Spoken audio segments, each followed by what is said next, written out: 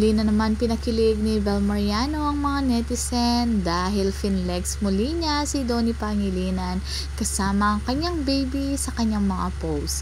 Sabi nga ng mga netizen, the fact that all these Donnie Pangilinan boyfriend photos are taken by his own girlfriend makes it special and attractive. Love them to bits. Sa sobrang bait ni Bel Mariano ay nagpa-Jollibee siya sa kanilang taping at finlex naman ito ng mga kasamahan niya. Sa unang larawan, hindi mo makikita kung sinong kausap ni Donnie Pangilinan at makikita mo na napaka-softy ng tingin niya.